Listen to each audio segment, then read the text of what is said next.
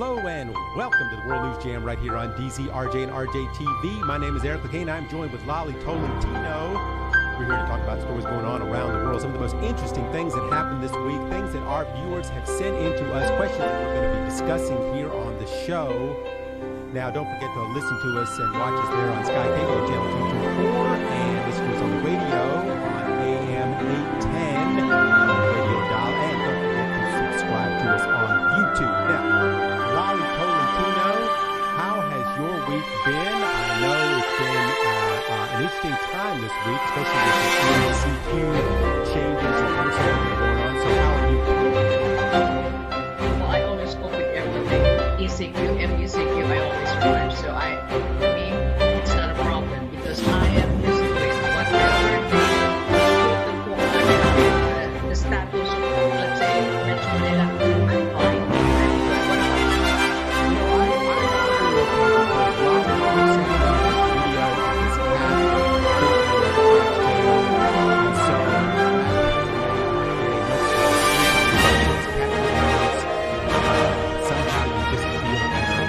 No matter how bad they are.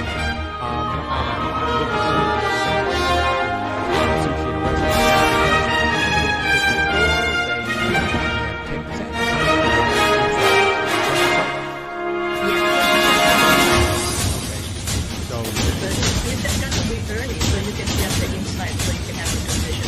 Not really sitting outside with everything. I know about sitting outside. I sat outside of Starbucks many times hot drink, sweating there in the sun. But yes, we'll have to go to the restaurant and the whole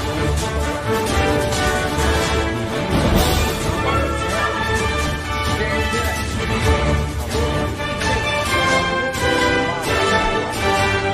so much going on.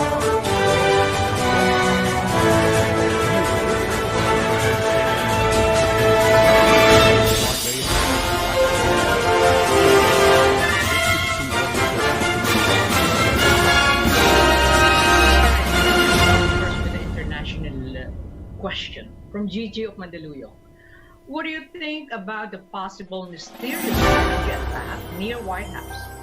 Who do you think behind it? Should America be scared? All right, well, this started a while back with these weird energy surges that are aimed at hurting U.S. personnel, like people in the CIA and people in the State Department.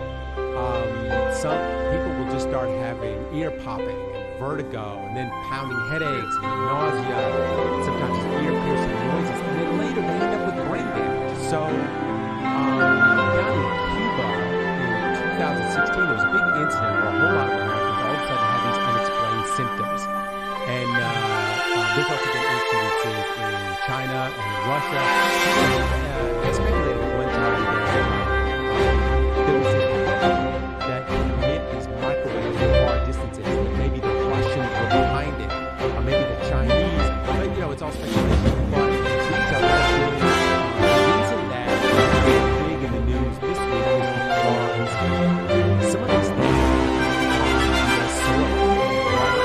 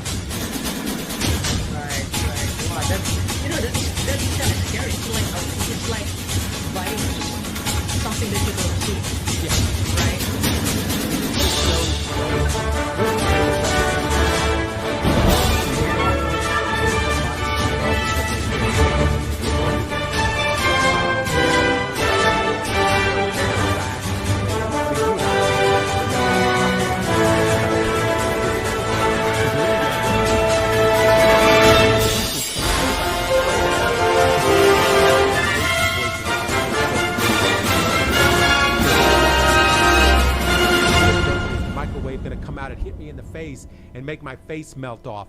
And it turned out that was not true because microwaves don't really emit that much energy. But this is kind of the same thing, except, it emits, a whole lot of this kind of energy. And I think, some people are talking about, in the old days, the Soviet Union was working on something. They were working on a device that would do something like this.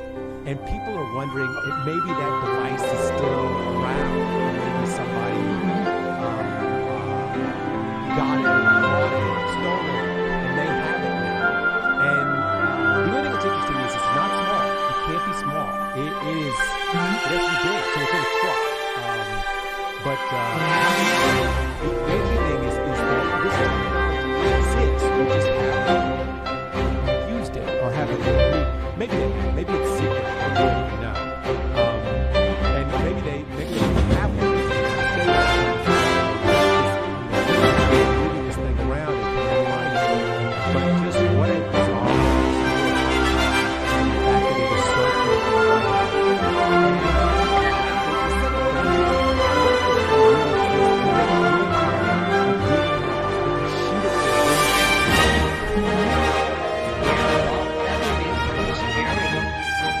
the dude that was in China this same thing.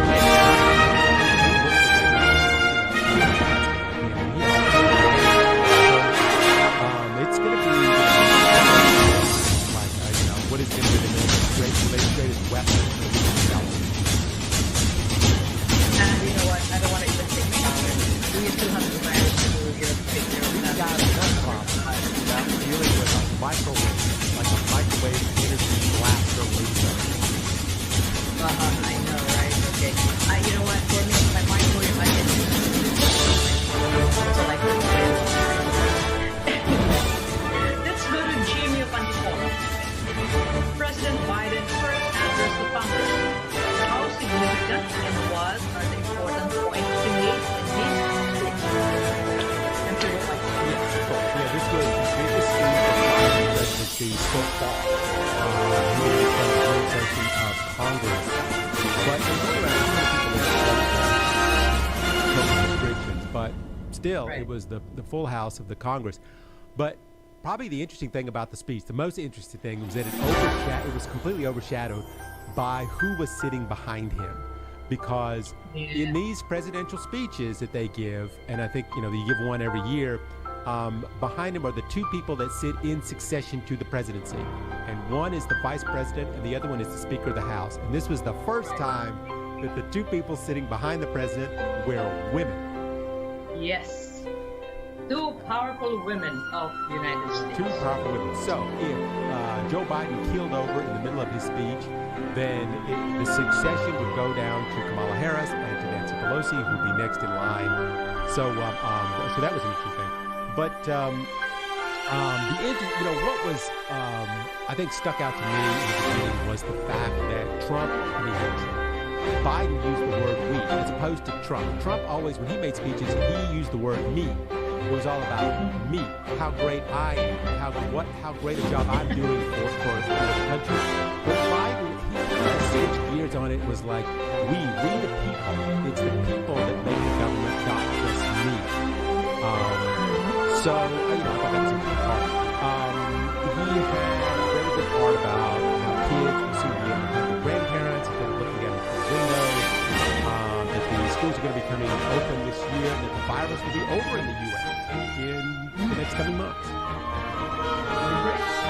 Which is something that we didn't foresee last year, or even this past summer. One other thing that he went on about was jobs. Every subject in his speech is connected to jobs. He used the word jobs. Internet increases, infrastructure, climate change, child care. Everything had something to do with jobs. He said the word jobs 43 times. Really? Pushed this $2 trillion infrastructure plan and his broad green initiative, all to get jobs. Just jobs. Jobs. Yeah. But that's the very important thing. The moment you start with the infrastructure, that's where you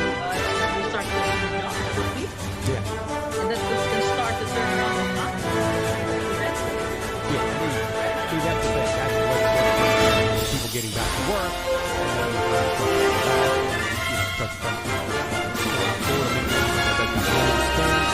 and right now there are so many people out of work. I mean, not just in the United States, but all over the world, especially in the Philippines.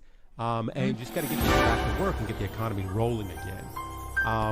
In fact, what's interesting is Joe Biden talked a little bit about trickle-down economics. And we've talked about that here on the show before, that trickle-down economics does not work.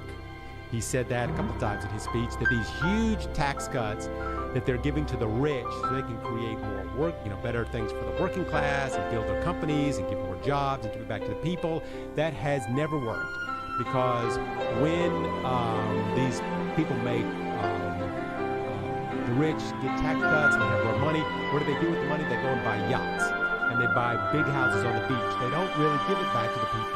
And Reagan tried this and it didn't work. Trump tried it and it really didn't work. So he's saying that we can't do that anymore. He also talked about guns, which is a very touchy subject in the United States because, we don't want them taking away our guns because we want to be able to shoot people. So, he talked about that. He said, that 2/3 of people in the United States actually believe that gun reform is important. And the reason is because Americans keep shooting each other. Yeah. For the last, say 3 months, 4 months, we've seen a lot of, gun thing happening in America. Yes. I mean, it's like the latest greatest thing is to walk into a place and just start shooting people. And, that trend is getting worse. And people go, well, it's not guns that are killing people, it's people that will kill people. It's people with guns that are killing people. If you took the guns away from some people or made it a little more difficult to get a gun, you can't run into a crowded room with a fork and start sticking people. It takes a while to kill somebody. Or if you have a knife or a sword or a drill. I don't know, but a gun is the easiest way to kill a person. You can kill a lot of people at once. And I just say, my thoughts, and I've said this before, just make it harder to get a gun, and, maybe that will save a couple people's lives. Yeah. Well, here, I know for a fact that, you have training before you can even buy guns. Although I know there's a lot of people who used to buy this, like buying them this in store. But, I think people should be educated and not enthusiastic. Because I know how to use it, but then I went to training. Okay, so, but then I'm still scared to fire guns. Why will I do that? Maybe that will be my, I can use for my defense. Only for your defense, but not for me to kill people. I think Americans should learn that. Yeah. I don't know. Yeah, I mean, you go get trained with a gun so you can kill people better. No, but the last That's thing. That's my point.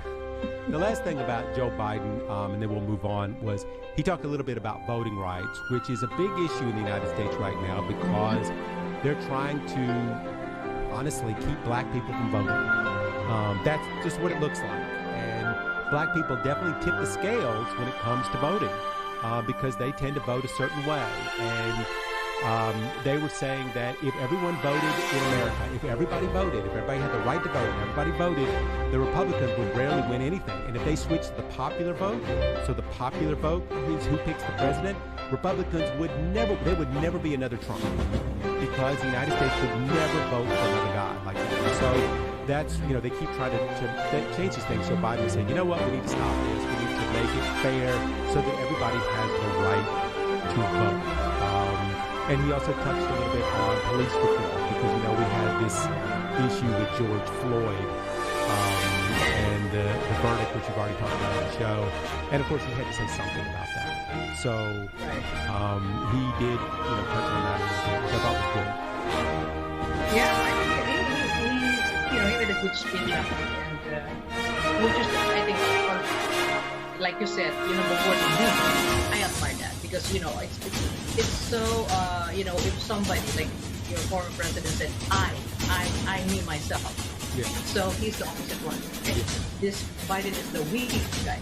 Trump was all about Trump, all about me. Let me just talk about me, what I'm doing, how great I am. And so sometimes it's good to have a little something different than that. Yep.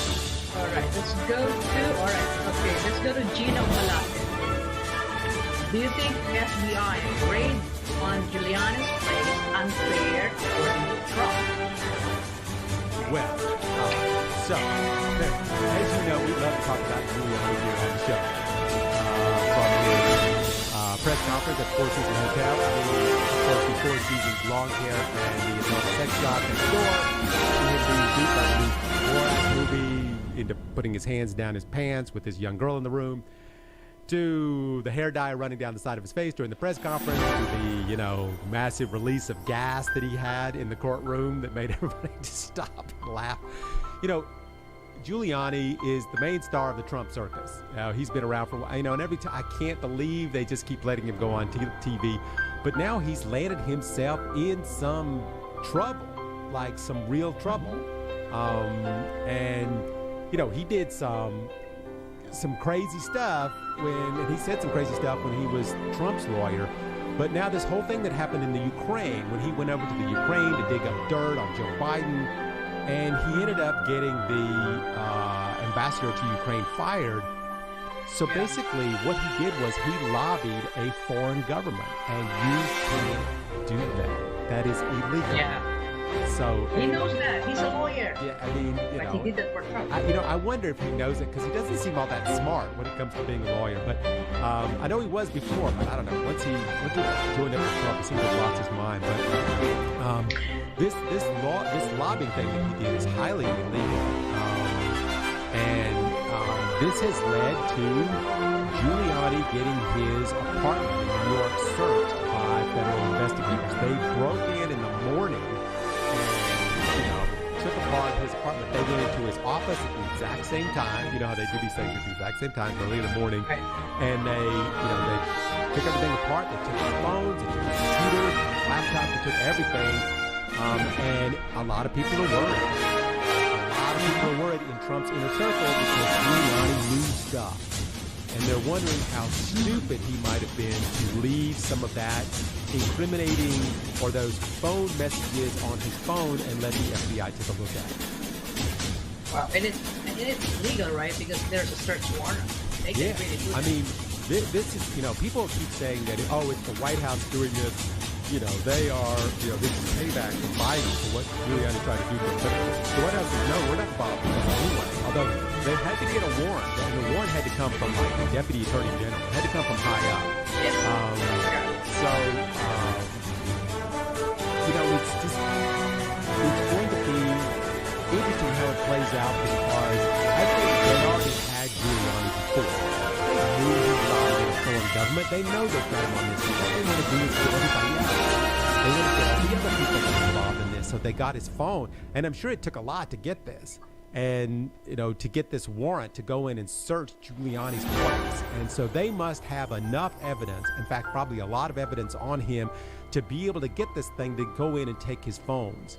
And, the interesting thing is that this is not the only problem that Giuliani has. He's being sued by the Dominion voting machine company because right. Mm-hmm. Giuliani came out and said that they were, that they had, manipulated the machines and all that. They sued him for $1 billion. Like $1 billion. Giuliani doesn't have $1 billion, but they sued him. So Giuliani's having a lot of issues. He's also under problems with this stuff that went on in Georgia, saying that Trump won the election and that Georgia cheated.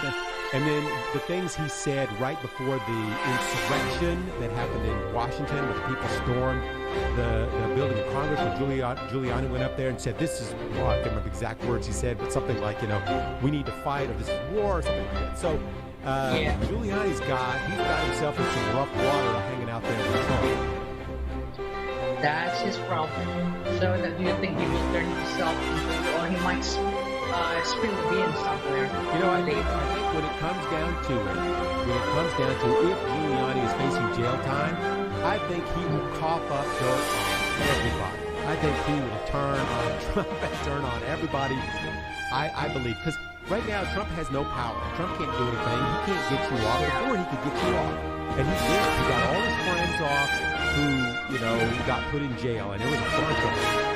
But if Giuliani goes to jail, Trump doesn't have any power to get him out now. So I think that when it comes down to it, we'll see. But I'm sure they're pulling all kinds of information off of these phones and laptops. And when it comes down to it, I think Giuliani is going to spill the beans, and a lot of people are going to be in trouble. He's going to spill the beers at the same time, sing a song. Yeah. All right. Maybe the song will be Release Me. Please release me. Like he did in the with all that hair and stuff. Anyway. All right, let's go to Merry Christmas Facebook.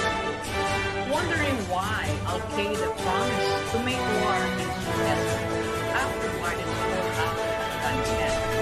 Is it smart for U.S. to pull out of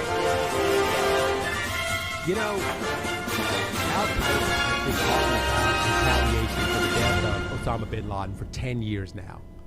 I mean, they're always going to retaliate against the United States. That never died down. They just didn't do anything because, you know, they've lost a lot of stuff. They lost their territories. They've been pushed back and pushed back and pushed back.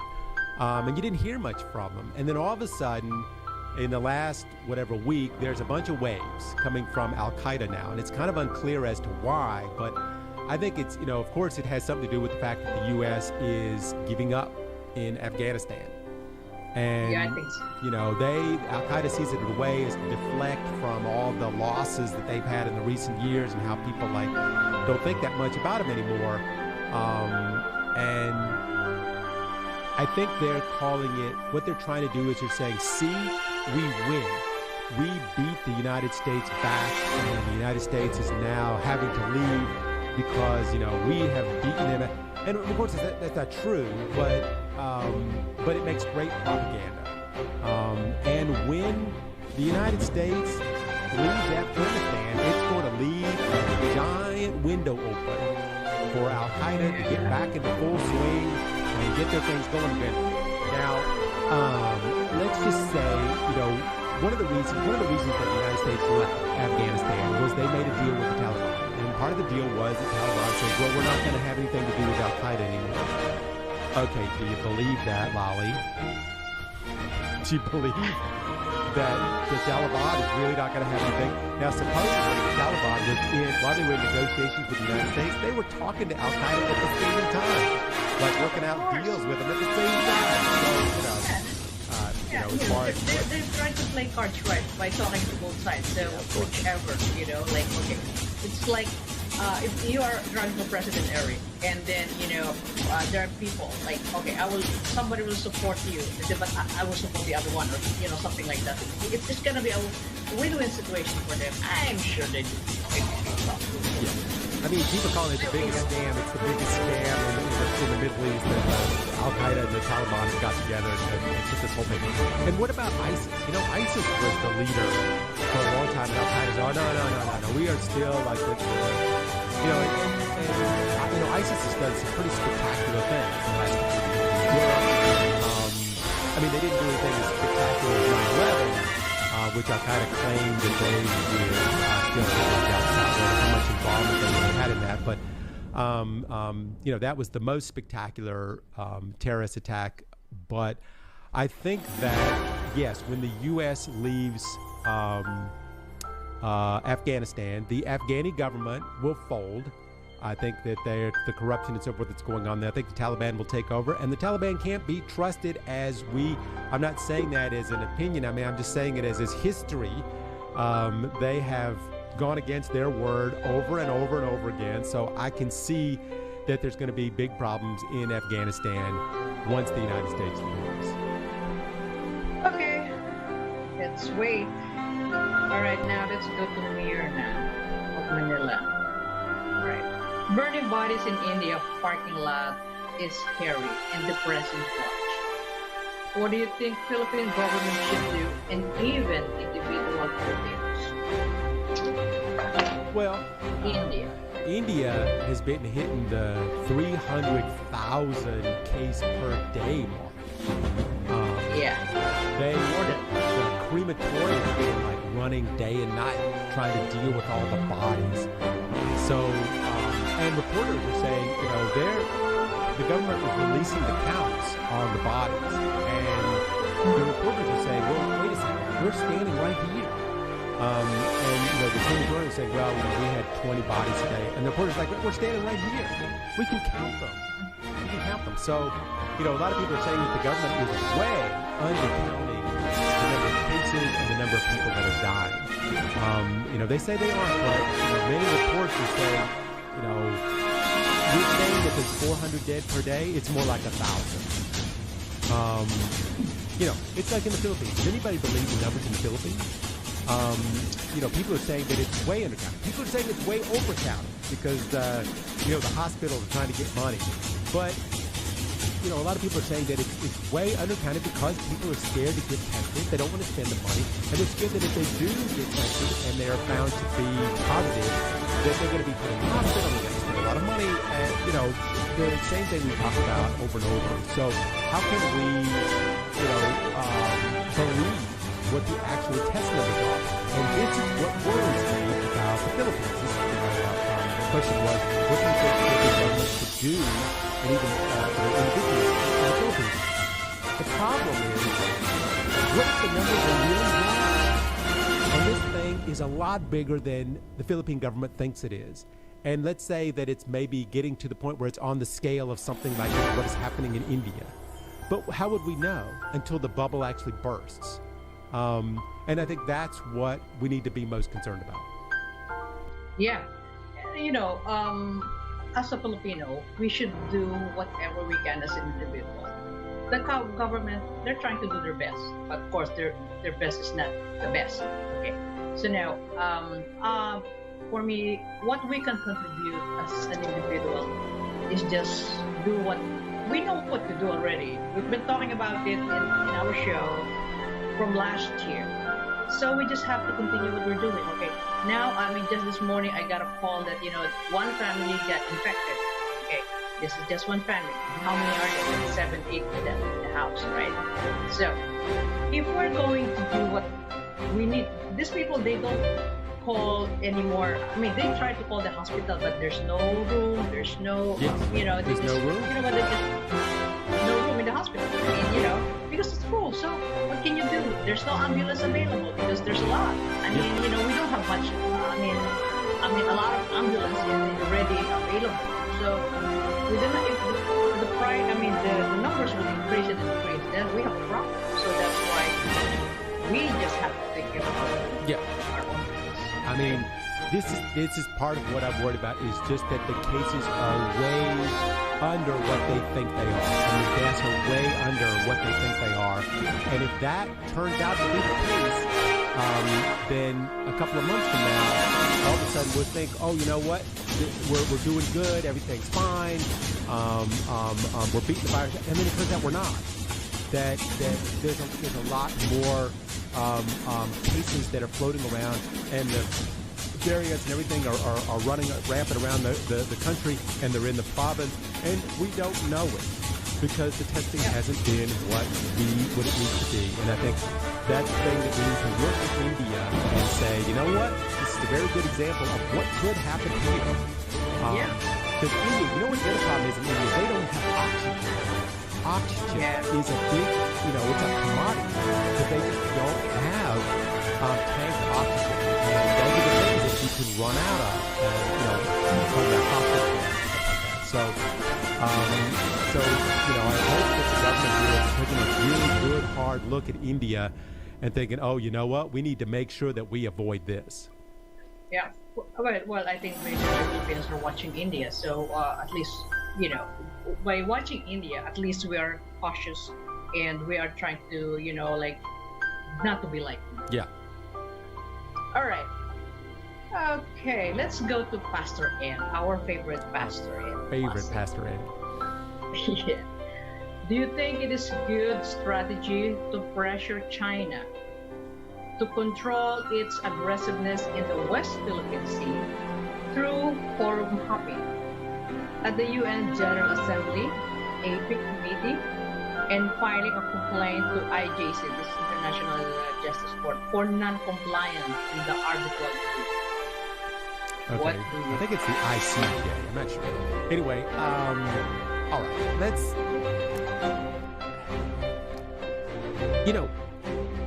President Duterte still seems, as I can see, to have, correct me if I'm wrong, given in to China. I mean, there's been many developments over the past 2 years, but in the end, the president still stands by his reason that we don't want to start a war with China, which of course is a concern to many people who are worried that the president is surrendering. He's surrendering Filipino land to the Chinese, and it's like when your I just remember when I was a kid. It's like when your big sister takes away a toy, and you call your mom, and your mom comes in, and your mom says, "Okay, give the toy back to Eric," and then mom leaves.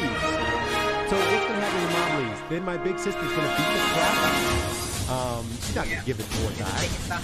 So, the Philippines won this thing in court. So what does that even mean? The thing that is interesting is that other countries in Southeast Asia have stood up to China and it's worked. But the Philippines has not. They have kind of, sort of, it looks like, kind of given up to the fact that, China is a big giant. They have a huge military. They have the biggest navy in the world now. And they're like, well, what can we do? We can't fight them. Okay, go ahead and build the military bases there. Oh, by the way, can we have a line? What the real part I say, I'm just saying what it looks like to me. I mean, people will debate that, but, what is your take on this, Lalie Tolentino, about the fact that it just looks like the Philippines has just given up? Well, in my own personal opinion, I don't think we're giving up. We didn't give it up yet. Not yet. That's my personal, because there's so many talks. I'm not so familiar with the laws, but I'm hearing both sides. And the National Security Advisor Esperon said something yesterday that there's some issues. Okay, so I'm not gonna go further with that issue. But then, in my opinion, we just have to, like what they say, let us continue do fishing in our ocean. Okay, and when he says, okay, just continue fishing, we will not back off, we will not leave the ocean, this is ours, this is Philippines Sea. But this is not saying that we are giving the sea to China.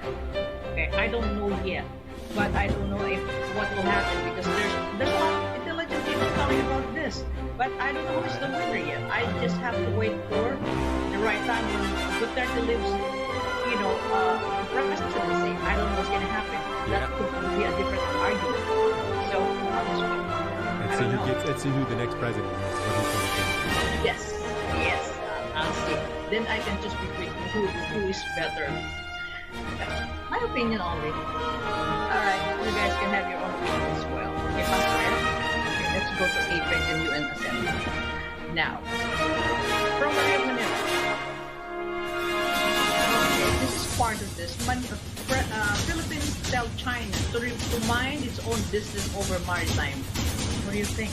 Well, I mean, does it matter at this point? Does it matter what the Philippines says to China at this point? The Philippines didn't stand up to China before, so I don't think that China is going to take the Philippines very seriously if they make some kind of threat or something. I don't think, and we didn't talk about this in the previous question, but I'm glad that this person brought it up in this way. It's another way of asking this question. How is the U.S. going to come into play in all this?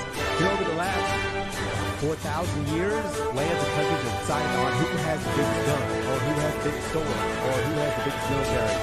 And is it working? I mean, sure, okay, the UK, they went through Africa, claiming the rights to land, but in the end, it wasn't worth the headache. But I mean, this is not that. But, if China wants the Philippines Sea, they'll just take it because the Philippines doesn't have the guns. They don't have the big enough guns to stop China. And the court, what is the court going to do? We'll sanction you. What does China care? They don't care. Go ahead, sanction us. We don't care. There's nothing the Philippines can do, which is what I don't understand the strategy about turning your back on the United States. They are your friend. They will protect you. You even have an agreement that says the United States will protect you. I mean, making these big, grand statements to show how tough you are against the United States, sometimes to me that seems a little foolish. I kind of understand why they do it, but the Philippines doesn't need to do it. They have leverage over the United States. The United States wants to be the friends of the Philippines. It's not like, oh, you know what, we're doing you a favor. No, they want it. They want to be a part of this. So I never understood this anti-American stuff, because that is the way we're going to make China do what it's supposed to. What the court says is you get those Americans to stand behind you with their aircraft carriers and their submarines and all this stuff, because China's not going to go up against that. And they're not going to go up against your threats. I mean, if the Philippines makes a threat against China, they're going to go ahead, threaten us. What are you going to stop sending us what, mangoes? So, I mean, I think that the Philippines, this is very important in the next 50 years. What happens right now, because this is going to be the difference between the Philippines being a poor country and being a rich country. Because right now they have a lot of problems with this COVID virus and what happens to the economy over the next 10 years. But if they get the right people, I think, what is on their land, the Philippine land under the Philippine Sea, is going to be worth enough to turn this country around. Now, again, I'm not blowing off steam as my own opinion. This is, people have said this, I'm not the only one, that the Philippines is a very, very valuable country. It's extremely valuable, and they have leverage. They have leverage over the United States, and in some ways they have leverage over China. So, just taking a bunch of loans and going, okay, well, we don't want to have war with them. I think that they need to take a bigger stand against this, because this is the future. This is the future of the children and the children's children in the Philippines, between whether it's going to continue to stay a third world country or it's going to move into the echelons of Japan and Singapore, which I think, according to things that I've read, they could, based on this subject. Yeah.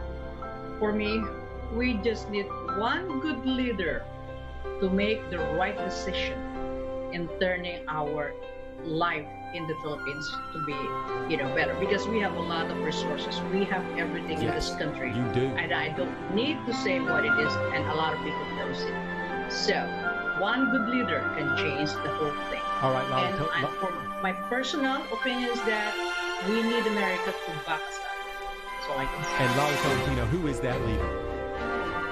Maybe you or me. Yes, I'm sure they're going to elect me for president of the Philippines.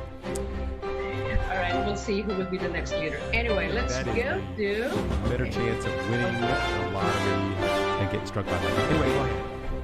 Okay, all right, let's go to this. Okay, subject. Okay. President Biden said in his speech to Congress, let's end cancer. It is in our power to do it. Okay. This is, for, probably another twist of our news today, is that because I think people forget about it's not only viruses killing people, there's also cancer. The same old stuff that was killing us before is still killing us. Yes. We just got something extra now. And we know people who get cancer right now. Yeah, we do. Right?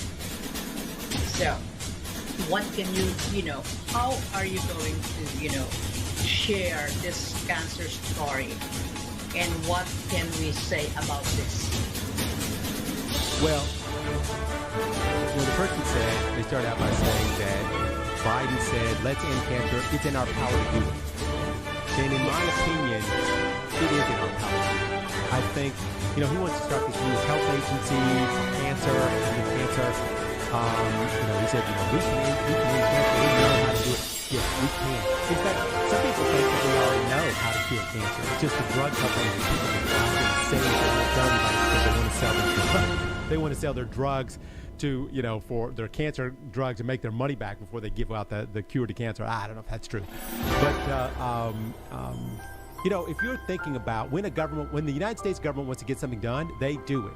You know, when we had this virus and Trump was like, oh my God, my hotels are shut down. I need to get a vaccine so we can open my hotels. Boy, they got the vaccine and they got it fast. Yeah, they can do it. If the United States decided not to buy a couple of Patriot missiles one year and they devoted all that money to cancer, what do you bet that cancer will be cured in that year? If that's what they decide to do, they will do it. And I can't believe that at this point that they do not have the technology to be able to fight this virus. I mean, fight this virus, this sickness, this tumoristic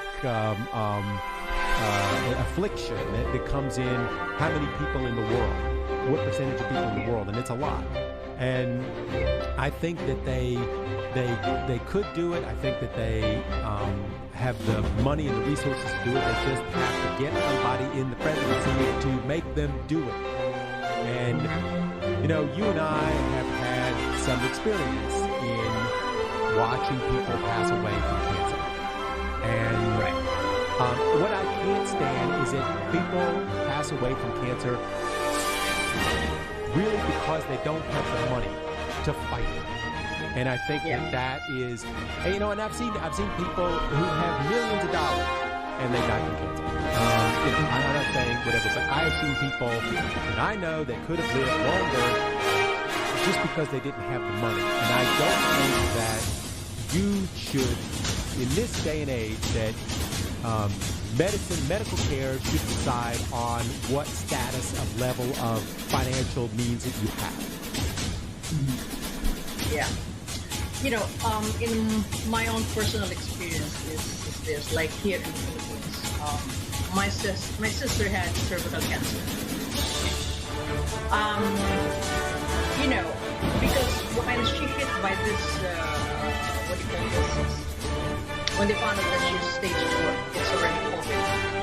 So we had a hard time going into the hospital, making an appointment to see a doctor, things like that. Right? So now, even though, like I said, even though other people have money to send their loved ones to the hospital, the problem is there's no people. There's already COVID, right? And the hard part of that is that the doctor tells you that your sister will only live, you know, not too long. Good if she will, you know, live for another 60 days or something. They will tell you right then and there. Yeah. They will just predict. If your sister had 100 million pesos in the bank, you think the doctor would have said the same thing? Maybe not. Maybe the doctor would tell me like, okay, let's do this, let's do that, right? Because I know that because I tried to talk to another doctor for another opinion. He asked me several things, and this is like, you know, we need a lot of money to do that kind of test. So he will know in what really state is she curable. It's still, you know. So, you know, there are things that hurts me. If I look back, because my sister would ask me, please, and she's like requesting me. She wants to survive. She wants to live because she was only like 8 last year. Yeah, and cervical cancer can be cured. I mean, cervical cancer is one of those, not like pancreatic cancer. Cervical cancer can be, you know, people do survive. They survive from it. Yeah, I know, because I know some people who survive from cervical cancer. And my sister can't do it. Just because, you know, that time we don't have money anymore. Because, you know, there's so many issues. Yeah, we're in the middle of that hurts me up to now. You know, the coronavirus. You know, it's one of those things like I just feel like sometimes, yes, okay, we need to focus on the coronavirus, but in the meantime, we forgot everything else. We forgot every other problem, all the things we had before that. And you know, like I said, people were dying from multiple things before it. It's not like that's going to stop just because of the coronavirus. You know, I and a lot of people criticize me because I talk about socialized medicine, because I think socialized medicine is what every country should have. I think the world should have it. I think everybody has the right to live. And I think people have the right to medical technology, no matter what your, you know, financial, you know, status is. And I've always said that. And I just, you know, I have watched friends and people people that I know and watch what they go through. It is a really, really tough thing to watch. Because a lot of people, they end up not dying from the cancer. They end up dying from not eating. They just don't want to eat anymore. They just give up. And, sometimes it's hard to watch because, like for instance, I used to live in New York, and you see somebody and they're in this hospital and they're dying. And if they could just go down the street a few blocks to a different hospital, I know that they would live. And I think that's one of the things that I hope that Joe Biden will do what he said, and he will start this new health agency, and they will be devoted to just ending cancer. Yeah, that would be great because when America do that, of course, at some point we will all benefit when they discover that how to cure cancer, right? Yeah. I mean, why can't we? We figured out a way to get rid of polio. We figured out a way to get rid of all these, smallpox. Why can't we get rid of this thing? And this whole issue about, that the drug companies have spent years and years making treatments for cancer, and if all of a sudden they came up with a cure for cancer, they would lose billions and billions of dollars. And I just, if I could talk to those people, I would say, sometimes it's worth losing $1 billion over. Yeah. Well, if you have the heart for people, but some people are then just after the money. They just want to make a lot of money. And like I said before, even you have a lot of money, you cannot bring it to your grave, right? No, you can't. You can't. You just, leave it with your relatives, and everybody will be fighting over that money. So I hope they will listen. I hope they do. All right, let's go together. Community spread the whole country, the Philippines. Already, but basic health protocol seems to be violated. What can you advise to an organizer to prevent the transmission of the virus? All right, Are you familiar? Yes, I actually am. I've been following this a little bit. I followed the story of Patricia Nunn, the furniture designer who started this whole thing back in April, just giving out food to people that need it. She said she's tired of the government's inaction. She started this movement, and the Philippines is going to cross the million case threshold pretty soon. And people need food, and so they're giving out food. Now, anytime you give away something free, then somebody has a problem. And so this has become a whole political issue now about giving out this free food. And one of the questions that they're talking about, like they're giving out the food, but where they're giving it out. They're giving it out in Bel Air and some of these places that who needs the food? Who needs the food there? Does the maids need it or the drivers need it? I mean, who's poor in those neighborhoods? And those people get to eat at their house anyway. So, there's that criticism. And then the criticism of, well, they're giving out the food, and so they're not following the proper protocols, and people could be getting the virus while they're getting the food. And then there's that whole issue. And then the issue of, the people that are giving out the food are communists, and that they are, giving out propaganda and poisoning people's minds when they're giving out this food. It just makes me, do a face plant. Because, sometimes it just seems crazy, like you're trying to help people in some way, and then everybody finds a reason that it's bad. Mm-hmm. Yeah. Well, that's why it was a great and a noble thing to do for, people to, share whatever they can, especially, because they know a lot of Filipinos are hungry, as they say. Yes. And the problem now is, because they've been doing it for how many weeks already.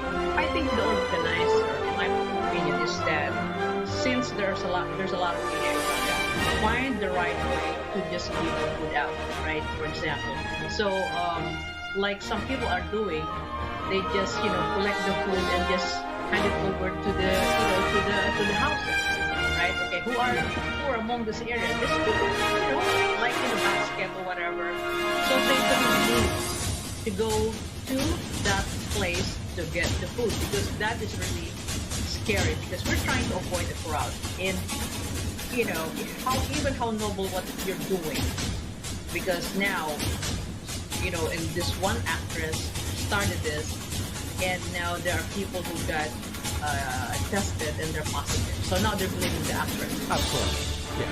Yeah, that's the way it will happen. So Whether those people got it there, whether there's all kinds of things that anytime anybody does anything, there's going to be a way of blaming them for something. Because and there's no way to prove it. You can't prove that you could have got it from anywhere. None of us really know exactly where we got it from when we got it. And I just, this is one of those things where, and correct me if I'm wrong, it's you do something good and then somebody is jealous because you're not focusing on them anymore. You're focusing on this and then what they're not doing. And is that what this is come to? yeah, that's the sad part of that. When people, some people get jealous of what you're doing, they will try to destroy you. That's the sad part. So that's why try to think of a different way how you can help. There's a lot of points. Yeah, because My 2 cents. Giving out food right now. Okay, yeah. I mean, you can't just yell free food because then you're gonna have crowds of people lining up at 5 a.m. to get free food, and then that goes against the protocols of what the MECQ is supposed to be. But right now, this is a time where people like this need to be either praised or helped. If they're doing something wrong, don't come in and say, okay, listen, make it so that they have to stop it because they fear for their life, which is what that woman said. Like, oh, I fear for my life now. It's like, no, this is what we need to be doing.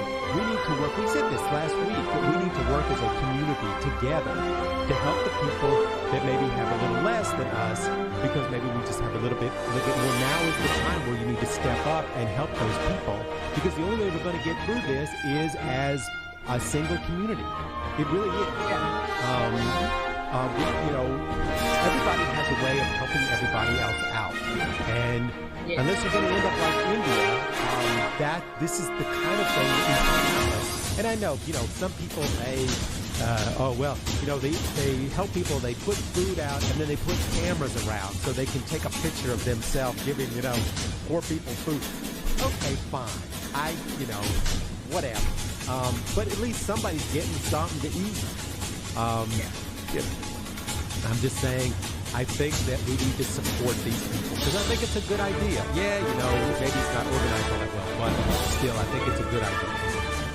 Yeah, it is. It is a good idea. Helping. Anyway, let's go now to Madel of Alabama. Wow, this is a good question for you. If you are the president of the Philippines, what would you tell the people who doesn't want to be vaccinated? Instead, they prefer to take ivermectin. So remember what I said before, if I was the president, I would tell everybody to buy cinder blocks and just cement up their doorways and stay inside for the next year. But that's not going to work. But as far as what this person is asking, for all the people who don't want to be vaccinated and instead prefer to take ivermectin, first thing I would say is they spent billions of dollars on this vaccine, developing it, testing it.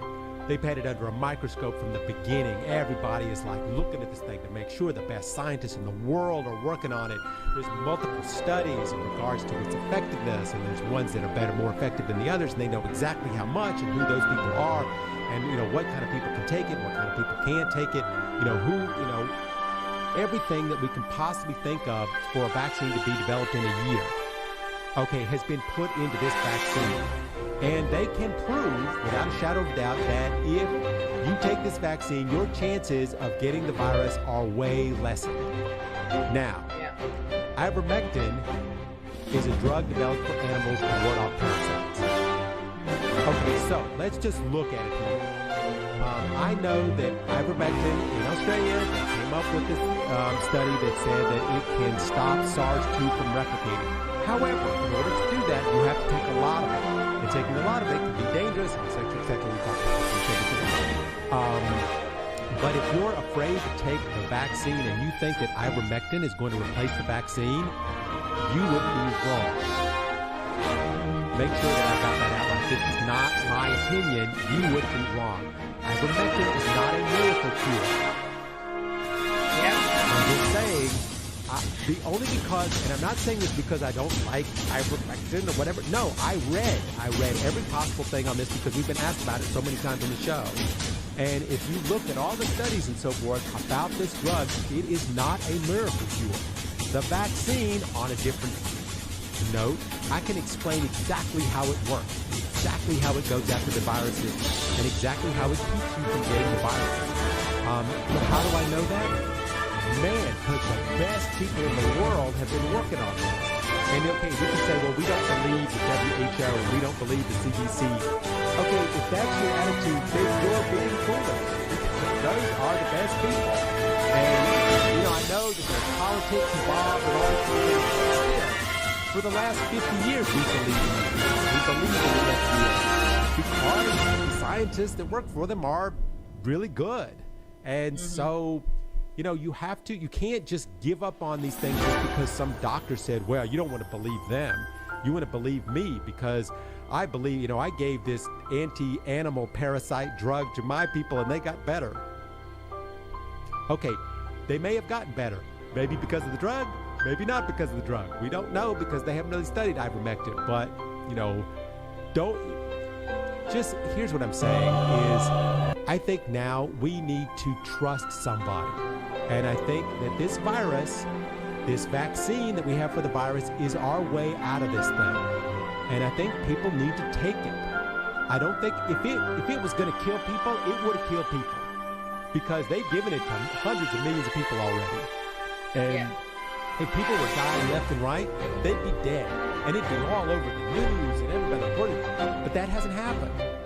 Why doesn't that happen? Because they tested this thing. They really did. They spent billions of dollars testing it. Right. So if you're gonna, trust somebody, I think now is a good time to trust them. Yeah. And not only that, because the problem here in the Philippines are the misinformation that they got. So now that's why a lot of my friends who took the vaccine already, we're saying we're good, we're fine, we're alive, we're making joke out of that, and it's better to have something than nothing. So instead of taking something which is not yet proven, like that drug, the ivermectin thing, I'm not so sure 100%. I know some people are taking it. I don't know what's going to happen later on. If they're going to side effect, if they're going to fail, or they have done fail, I don't know. So while the vaccine, for me, it's more safer than any of those drugs until the time they confirm it. Because at least if something happened, if I'm going to take this medicine, I know whom to blame. Right? Now, I know whom to blame with this vaccine that I had. Yeah. Now, yeah. Right? When the people who invented ivermectin come out and say, you know what, ivermectin's not for this. We can't tell you to take it for this because we really didn't make it for this. We made it for humans. We made it for topical skin, for skin problems. That's what we made it for. And the fact that it just happens to stop the replication of SARS-2, okay, that's great and wonderful that they figured that out, but that's not going to stop you from, that's not a cure for the coronavirus. And these people that are saying that are just saying it off the top. They're just, trying to get, more followers. I don't know. This is the same thing that happened before with hydrochloroquine. So, once they have a chance to test ivermectin and do a little bit more research on it, but still, just again to say that it is a drug for parasites in animals. Mm-hmm. Okay. The other one is a vaccine specifically designed for this virus. Right. So if you have a choice between the two, I would say pick the vaccine. Mm-hmm. Which I did myself. I know. Lalie Tolentino has taken the vaccine, and look at Lalie Tolentino. She looks great. Thank you, Eric. I'll have my second job May 12th, so I'll be waiting. Yes, so so speaking of things to wait on, we have waited out our time here on the show, and we are out of time again. But Lalie Tolentino, thank you so much. The questions today on the show were great. Very interesting subjects, and I'm glad we got a chance to discuss them. Lalie, I will see you next week again here on the show to discuss more questions that our viewers have about things going on around the world. Sure. Just waiting for your response there. I know that